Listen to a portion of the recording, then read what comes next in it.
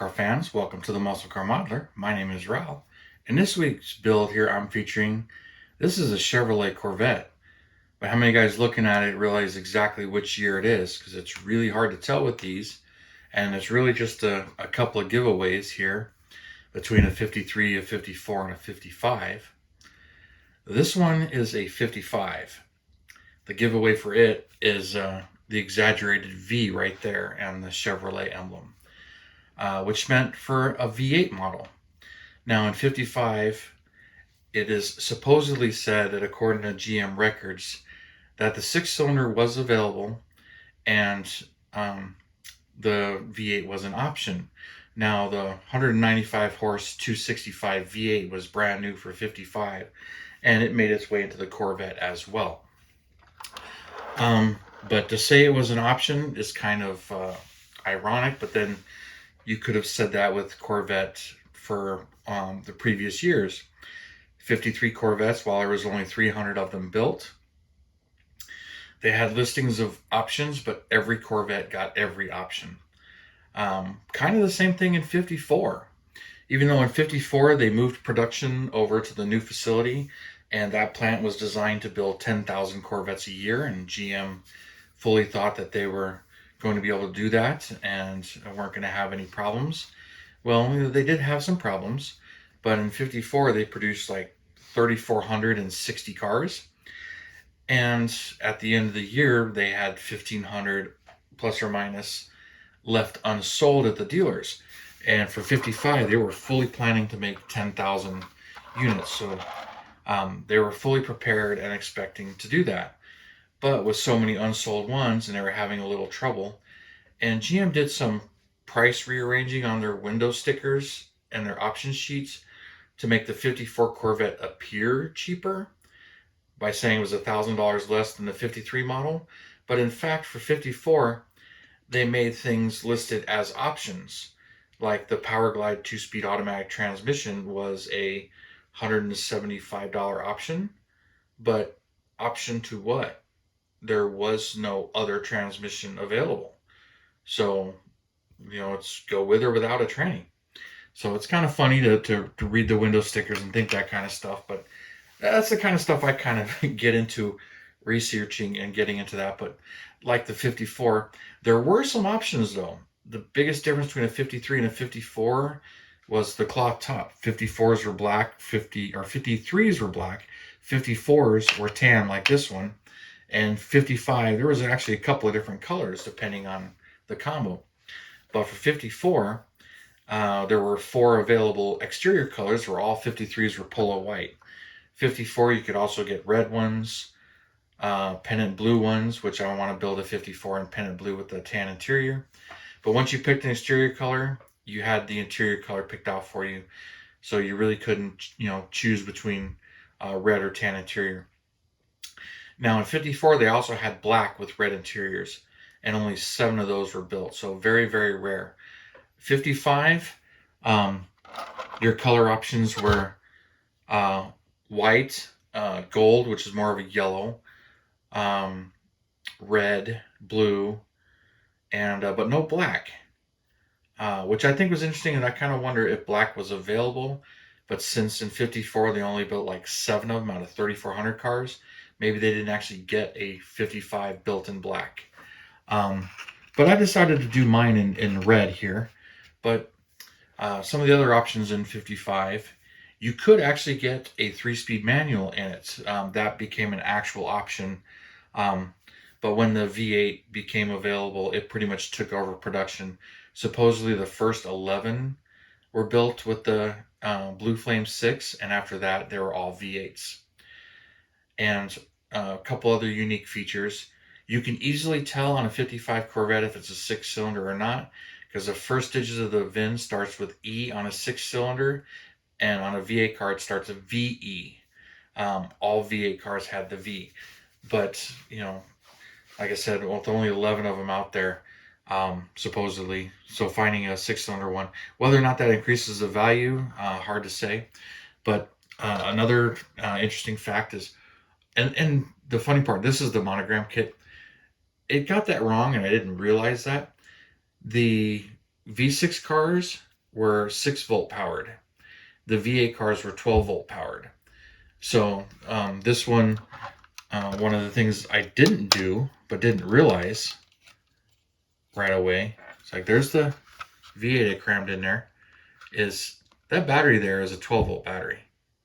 And I really didn't do anything to it, but didn't think about it. I didn't realize right away. I didn't look into that particular fact. It pops up on the 55s, but on a 53 and 54, it's a standard thing, and I didn't really think anything about it. But I did do the engine swap in this one and converted the Monogram 53 into a 55, which really was not that hard to do. But I'll put some build pictures at the end of this, a nice little slideshow when it comes to that, showing you a little bit more of the build as I built this. But also, if you're new to my channel and you like this content and stuff like this and trivia like this, please subscribe. Hit that bell button and subscribe. It helps the channel out and I really appreciate it. But I'll throw that in there right now. But when it comes to actually building this one, I took the motor right out of, I had an extra 56 Chevrolet Nomad kit, and I used that motor for this. Now, I think the air cleaner came from the 58, but I put the single carburetor on it, left that because there wasn't a multiple carburetor option in 55. But it's pretty close. The only thing that's really wrong on this one, it's got the automatic, which was cool. One of the reasons I picked that motor. And it has an oil filter under there, but the 55 didn't have an oil filter. So I didn't put the oil filter there, but I left it on the block. I didn't carve it out or anything. Because in 55, the oil filter was an option and went on the top. And I don't believe they gave you that option for the 55 Corvettes. But getting that motor in there was actually pretty easy, dropping that in there and getting it to fit. I was a little surprised. Almost like, I really didn't have to do anything to put it in there. Didn't change anything on the suspension or the exhaust or any of that. Did paint the red on the wheels, but all of the Corvettes had red steel wheels. And then I went with the beige interior, the Power Glide automatic, which most of them were. And, the beige interior and the best that I could reference on building it. But it was pretty easy swap. Now, when it came to this Corvette emblem here, that V was actually gold, which I tried to replicate in this, hit it with a little bit of gold paint. That was an extra emblem that laid right on top of the Chevrolet script. I read that somewhere that it was actually a two-piece emblem. And so that's what they did. They didn't change the emblem at all. They just added the exaggerated V, much like the 57 Chevys where the inline cars just said Chevrolet and script across the hood and the trunk.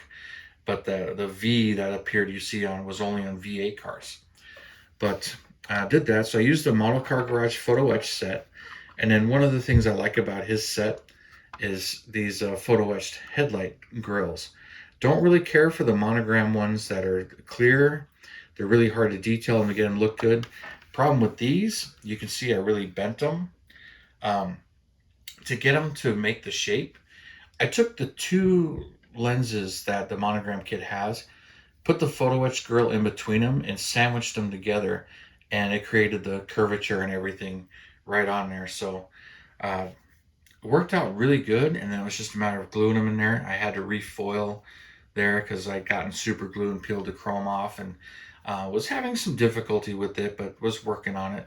This is an older build of mine from like 2005 or 6, but I had to build a 55, but I didn't want to do it from the AMT kit. I wanted to do the Revell Monogram kit because I just like these kits.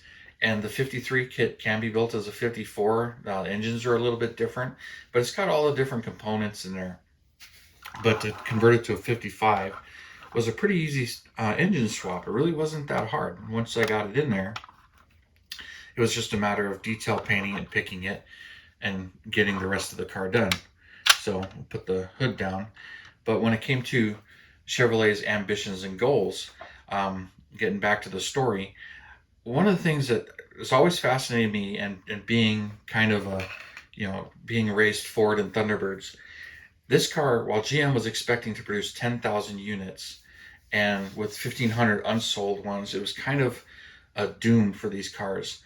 So in 55, they ended up producing 700 cars, which was nowhere near what they were doing. They just weren't selling, a little too pricey, a little bit impractical. I mean, it's literally a 49 Chevy with a fiberglass body, so most of its performance is strictly in the weight savings of the body. Um, but with the all new underpinnings of the 55 cars, this one was still basically a 49 Chevy frame and everything. So there wasn't any suspension updates or anything done to this car other than dropping the V8 in it. So, and then going from the 155 Blue Flame 6 to the 195, all right, so it's a 40 horsepower gain with 2 extra cylinders, a lot more weight. But to me, it's still a cool car, cool concept, but still in its infancy. But some of the things with it, even only a soft top, the hard top was not available from Chevrolet. There was an aftermarket one, and a lot of dealers sold that. So there were some that say they bought it with the dealer with the fiberglass hardtop on it, but the dealers apparently were buying aftermarket ones and putting them on it. And there were no side windows that you can roll up. There's no door handles, no door locks. This car, you can't secure it. There's no way to lock it up. It does have side curtains that go along with it. They were in the trunk to kind of seal it up. I mean, it is a sports car, but some of those things, and a very easy car to steal over the history. So there was a lot of some serious impractical things, and it's a pretty raw car. But being, strictly a 2-speed, no manual tranny. Oh, well, the 3-speed was available in 55, but the early ones, no manual tranny at all. So, while, a sporty car, it was mostly just an image car, and a pricey image car at that. But in 55, the Thunderbird came out. Now, some credit the Thunderbird for saving Corvette, because while Ford thought they were going to sell about 5,000 to 6,000 Thunderbirds, an all-steel car with much more practicality to it, and a little easier to build. And I'm not really sure it was cheaper. I don't think it was cheaper than the Corvette, but they ended up selling something like 14,000 units, way more than they were expecting. So Ford, it was a runaway hit. And Chevrolet noticed that and thought, well, wait a minute. Obviously, we're doing something wrong, because there is a market for this type of car, but we did not, it is not what we expected. So we've definitely got to do something to the Corvette to make it better. But they were already kind of in works with the 56. So a lot of those improvements were there for the 56, and then production started to take off and do much better with the 56 and 57s and 58s. So the Corvette was starting to really turn around and figure out what they're doing. So this thing, came out pretty nice. And if you build this Monogram kit, I know some have the Revell boxes because it's been issued many times. A lot of body work involved in this, getting it cleaned up, straightened out, polished up, to get it to really work. And then I added a mirror on this one. I just really like mirrors on the driver's side on vehicles, even though it wasn't required by law until 66. So a lot of 65 and older cars, while they have mirrors on them today, a lot of them were built without mirrors, especially a car like this where you're driving it most of the time with the top down, and you really had no blind spots. So a mirror really wasn't necessary on the outside. So many of them were built without mirrors, and but were easily added in the future, and they could have been put anywhere. So that's true with a lot of past or driver's side outside rearview mirrors on a lot of cars before 65. So just kind of interesting that 66, it was federally required to have the outside mirror, along with backup lights for 66. That became standard as well. But anyway, just some more trivia. I just like to read that kind of stuff and find out options like that. Another thing that's kind of interesting when we talk about options: no sun visors. That wasn't an option until 1960. So 58 and 59 Corvettes, you see them. If you see them with sun visors on them, they were added to it, and they're nice and convenient. But technically, they were not available from Chevrolet until 1960. But anyway, it's kind of enough about this one. But I'm going to show this one off to you this weekend. See what you guys think, what your comments are. on it and everything, and I really do appreciate it. I love those comments and everything. So you guys, thank you for tuning in and watching, and you have a wonderful weekend, and I will see you next Saturday.